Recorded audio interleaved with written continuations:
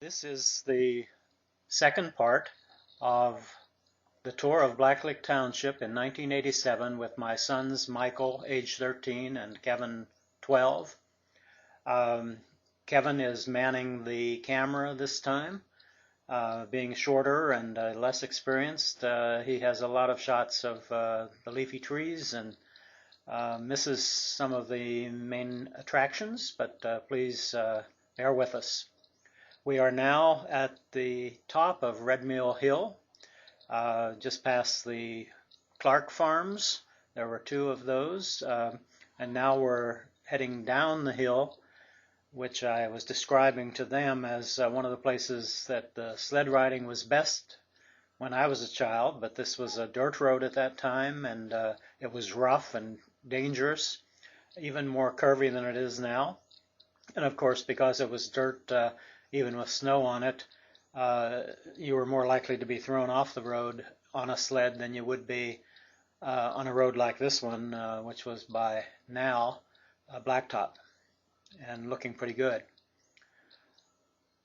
On this trip, you might notice something that looks like a medallion or an icon in the middle of the dashboard. That, just for your information, is an arrowhead that we had bought at Indian Caverns earlier on our vacation that year.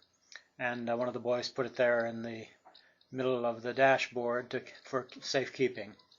Now we're coming down to the bottom of Red Mill Hill and into Red Mill proper. And I was telling them that the houses down here had been vacant for some years before this, but at this time, in 1987, all of the houses were occupied again, and there were even some businesses here. At this time, the Red Mill branch of the Blacklick Creek was still very much a sulfur creek, and we get a glimpse of that when we cross the bridge in a minute or so. That was a Red Mill heating van. And now we're coming up to the historic iron bridge that crosses the Blacklick Creek at Red Mill. One of the most colorful bridges left in Blacklick Township, or in the Blacklick Valley. Used to be one like this in Vintondale, but of course it has long since been supplanted. That was the Sulphur Creek, the red water, as you could see. And the Red Mill Cottage now is on the left where we are now, and it's rented out by the owners. But at this time there was no sign there, so I don't know what it was being used for at that time, maybe a private residence.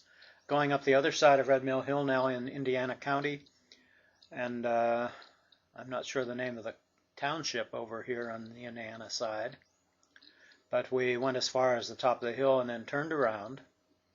We came back through Red Mill and on up the Red Mill Hill and past Grant's and Zannon's farms.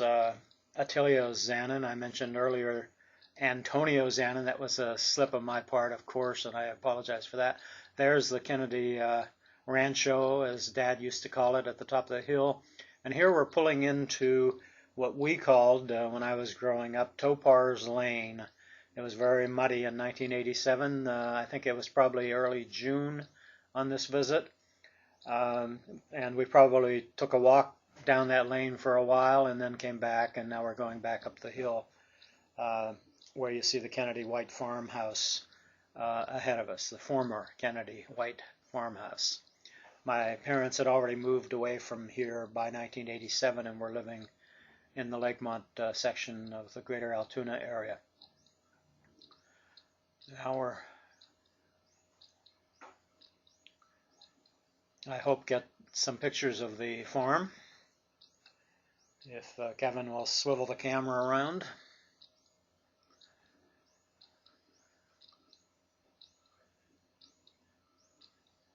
And those are the woods that I used to play in for hours and hours.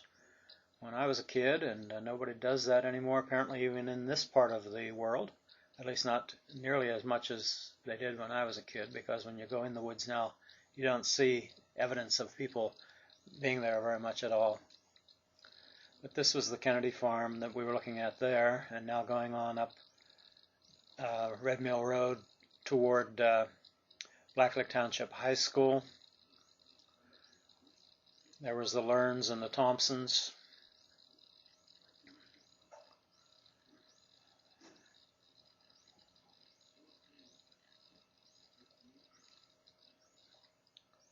And now coming into view is the Dunkard Cemetery with the snowball tree. Snowballs are not quite out yet, so it must have still been June, either early June, or it was a relatively cool spring that year for them not to have yet blossomed. And now we're going through the woods. I walked through these woods thousands of times in the 4 years that I went to high school, because I walked to school every day from freshman through senior year. And then by the time I was a junior, I was also going to Naniglow every night and walking up to Hitchhike at the top and walking back afterwards. There we just passed the McCullough Lane, and this was Perocki's farm in those days. I don't know whose it is now. A newer house there that I have no idea the owner of. Going on up now to the Rolls house on the right and the Silbaws on the left.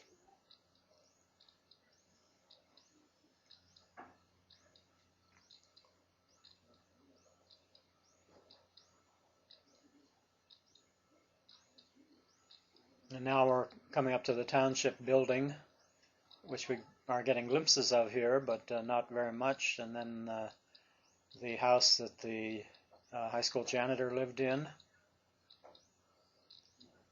And then the sawmill that was there in 1987, but had previously been Blacklick Township High School. Trying to describe to my sons how beautiful these grounds were in that day. Of course, very grown over at that time. These days, I think it has been restored a little bit as far as the grounds are concerned. And the last time I was in the valley, the former high school building looked like it had an apartment in it, someone living in it. Now we're going towards White Mill off Route 422, and the video is not very good here, but here we're passing what used to be the White Mill swimming hole and the C&I railroad tracks that cross there, which of course are gone now. There's the railroad sign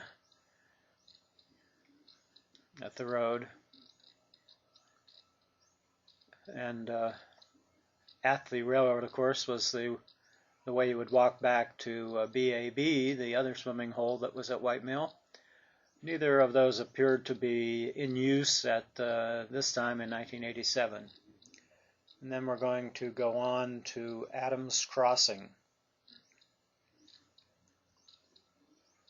which is further on this same road.